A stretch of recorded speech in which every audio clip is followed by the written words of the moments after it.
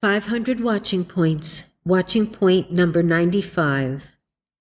Watch lest the phrase, "the fear of the Lord," offend you so much that you seek to interpret it by softening the meaning of the word fear. If you were living with a family of criminals and did not know it, you would immediately become afraid when you found it out.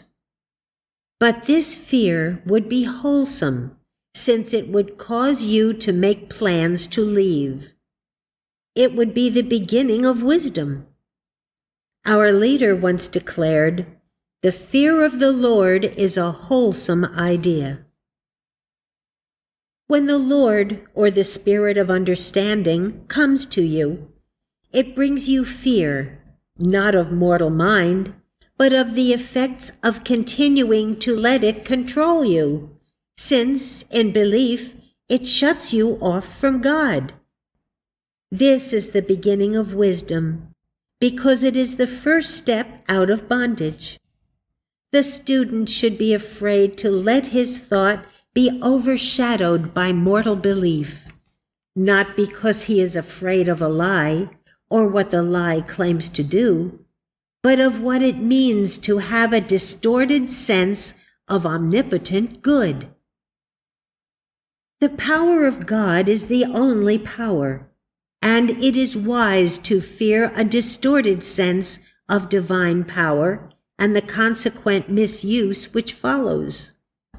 If animal magnetism is a distortion or humanizing of divine power, it is wise to fear not animal magnetism, but the acceptance of it.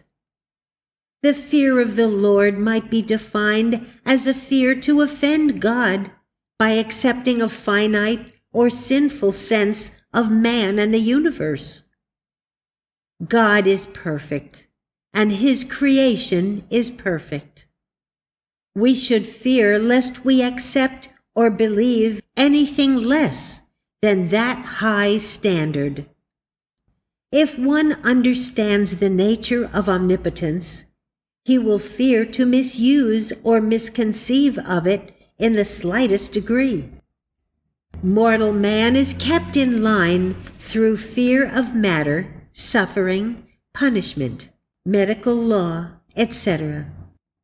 In science, we need a certain measure of fear to take the place of this, to keep us in line prior to the point where we gain such a love for God, good, that no other incentive is necessary.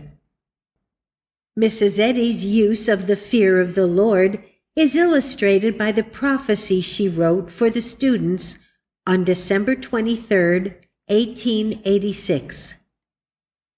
So sure as they give up the church or let it be taken out of their hands, they will lose God's presence and providence in their behalf, and have no character in the public as a Christian Scientist. Those who are not helping this church will at length lose their power as healers.